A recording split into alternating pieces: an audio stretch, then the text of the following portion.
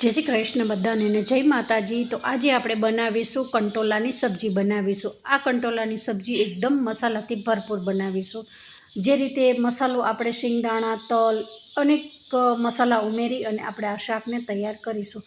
વધારે પડતું આ શાક છે જે શ્રાવણ માસમાં છઠ કરતા હોય છે, ઠંડી આપણે સાતમ કરતા હોય છે, એમાં આ શાક વધારે પડતું બનતું હોય છે। અત્યારે મેં થોડું ગ્રેવીવાળું બનાવ્યું છે, પણ તમે આ રીતે ડ્રાય બી બનાવી શકો છો। તો ચાલો એકદમ સરસ આપણે જે સાતમ આઠમ સ્પેશિયલ આપણે જે કંટોલાનું સબ્જી હર ઘરમાં બનતી હોય છે એ રીતે આપણે બનાવીએ છીએ। તો ઉપરથી આ રીતે કોઈ ધાણા નાખવાની જરૂર નથી, જે મસાલો બનાવેલો છે એ જ આ રીતે ગાર્નિશ કરીને તમે ઉપયોગ કરી શકો છો। તો એકદમ ટેસ્ટી થોડું ગ્રેવીવાળું શાક આપણું કંટોલાનું તૈયાર થઈ ગયું છે। કંટોલાનું શાક આ રીતે આપણે જે કાપીશું એ ચિપ્સમાં કાપીશું। તો વિડીયો સ્કીપ ના કરશો, લાસ્ટ તક જોશો તો જ તમને ખબર પડશે। હવે અત્યારે 200 ગ્રામ જેટલા મેં અહીંયા કંટોલા લઈ લીધા છે। હવે આપણે એને ચિપ્સમાં કાપવાના છે। તમે કોઈ બી રીતે કાપી શકો છો, પણ મેં એક વિડીયો ઓલરેડી અપલોડ કર્યો છે, પણ એના મેં થોડા 4 પીસ કરેલા છે અને આમાં હું થોડો અલગ આ રીતે ચિપ્સવાળા કંટોલાને કાપીશ। તો જુઓ એકદમ ફ્રેશ જે હોય છે એ જ લેવાના।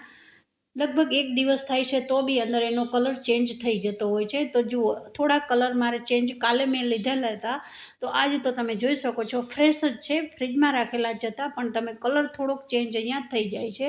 તો આ રીતે બધી ચિપ્સ જેટલે 200 ગ્રામ મારા કંટોલા હતા એના આ રીતે સારા એવા પીસ પાડી દીધા છે। હવે આને પાણીમાં સારા ધોઈ નાખવાના છે ફ્રેન્ડ્સ, કારણ કે ઉપર છે બહુ માટીનો ભાગ હોય છે, કચરો હોય છે, જે છાલનો ભાગ આપણે કાઢેલો નથી।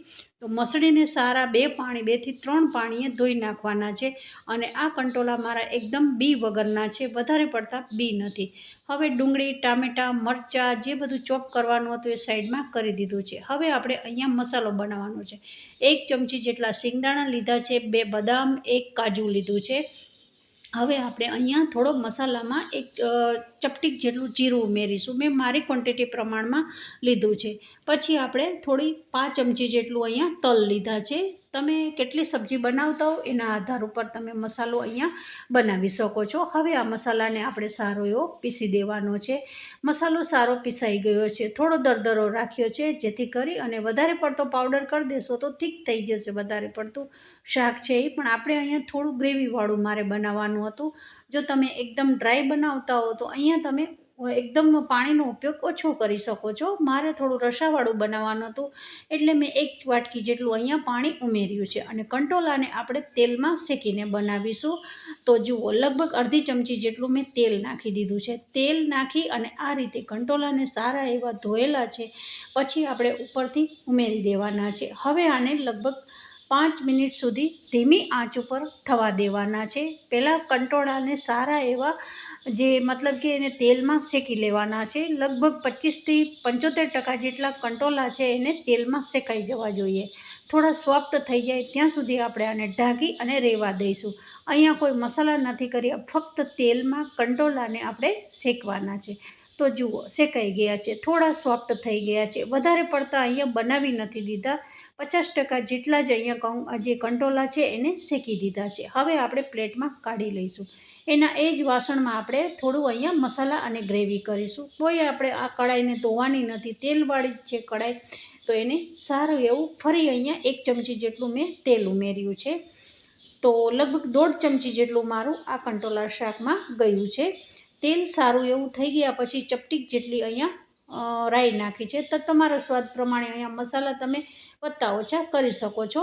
હવે થોડી હિંગ નાખી દીધી, પછી ચપટીક જેટલો અજમો લીધો છે, કારણ કે આ શાક વધારે પડતું રાંધણછટમાં ખવાતું હોય છે, તો અજમો નાખવો ખૂબ જરૂરી હોય છે। હવે અજમો સારો એવો તેલમાં શેકાઈ ગયો, રાઈ શેકાઈ ગઈ છે, હિંગ જીરું જે આપણે ઉમેરતા હોય ઉમેરી દીધું છે। ત્યાર પછી ચોપ કરેલા અહીંયા લસણ અને લીલા મરચાંને ઉમેરી દીધા છે।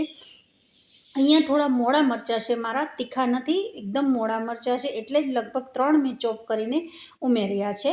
હવે આપણે અહીંયા મીઠો લીમડો નાખી દીધો છે। આ બધી ઓપ્શન વસ્તુ છે, તમે ન નાખો, ફક્ત ડુંગળી ટામેટાથી બી આ સબ્જીને બનાવી શકો છો। હવે આપણે ટામેટાની જોડે જે ડુંગળી નાખી છે એની ઉપર જ આપણે ટામેટાં નથી નાખી દેવાના. આપણે ટામેટાં થોડી ડુંગળી તેલમાં શેકાઈ જાય પછી અહીંયા ટામેટાને ઉમેરવાના છે. ફ્રેન્ડ્સ, તમે જોઈ શકો છો કે આપણી આ સબ્જી આ રીતે સ્ટેપ બાય સ્ટેપ બનાવશો ને તો જે સબ્જી છે એનો ટેસ્ટ છે એ બહુ જ સારો આવતો હોય છે. ડુંગળી સારી એવી શેકાઈ ગઈ પછી અહીંયા મેં ટામેટાને ઉમેરી દીધા છે.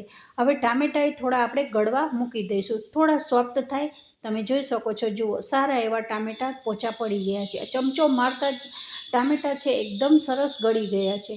હવે આપણે અહીંયા રેગ્યુલર મસાલા કરવાના છે. મસાલામાં જે રૂટિનમાં તમારા ઘરમાં તમે સબ્જીમાં નાખતા હો, ધાણા જીરું, હળદર, મીઠું, જેટલું જે રૂટિન આપણે મસાલા કરી છે એ જ મસાલા અહીંયા કર્યા છે. મેં મારા માપ પ્રમાણે મસાલા કરેલા છે. 1 ચમચી લાલ મરચું છે, અડધી ચમચી ધાણા જીરું છે, અડધી ચમચી હળદર છે, સ્વાદ અનુસાર મીઠું નાખ્યું છે અને ઉપરથી ગરમ મસાલો કિચન કિંગ અથવા કોઈ પણ તમારા ઘરમાં તમે ગરમ મસાલો ખાતા હો એ અહીંયા ઉમેરી શકો છો.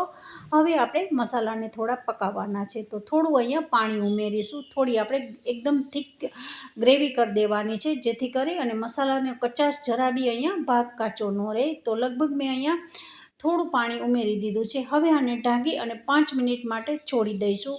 સારું એવું તેલ ફૂટવા માંડે ત્યાર પછી અહીંયા કંટોલા ધોઈને આપણે તેલમાં શેકીને રાખ્યા છે એ અહીંયા ઉમેરી દઈશું. તો જુઓ સારું એવું તેલ અત્યારે ઉપર ફૂટી રહ્યું છે.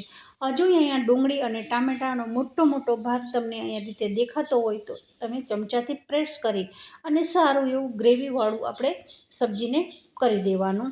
હવે એકદમ કંટોલા સારા તેલમાં શેકાઈ ગયા છે. લગભગ 25%થી 75% જેટલા શેકાઈ ગયા છે. પણ મસાલો આપણો એ બી શેકાઈ ગયો છે. પણ કંટોલાને અહીંયા મારે રસાવાળું કરવાનું હતું એટલે મેં અહીંયા 1 વાટકી જેટલું પાણી ઉમેર્યું છે. તમારે અહીંયા ડ્રાય રાખવું હોય તો લગભગ થોડું પાણી ઉમેરી અને જે મસાલો બનાવેલો છે એ તમે ઉમેરી શકો છો. મારું કહેવાનો મતલબ અહીંયા એવો હતો કે હું અત્યારે મસાલો નહીં ઉમેરું. અત્યારે મસાલો ઉમેરવાથી મારી જે સબ્જી છે એકદમ થીક થઈ જશે.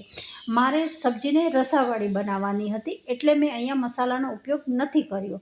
આપણે લાસ્ટમાં ઉમેરીશું. 1 વાટકી જેટલું પાણી ઉમેર્યું છે અને લગભગ આને 5 થી 6 મિનિટ સુધી ઢાંકી અને થવા દીધું હતું. હવે તમે જોઈ શકો છો, જુઓ એકદમ મારી રસાવાળી સબ્જી તૈયાર થઈ ગઈ છે, જે કંટોલાની એકદમ ચિપ્સમાં આપણે બનાવેલા છે. હવે આપણે અહીંયા લાસ્ટમાં આપણે મસાલો જે આપણે તૈયાર કરીને પીસીને રાખ્યો છે 2 ચમચી જેટલો ઉમેરી દીધો છે.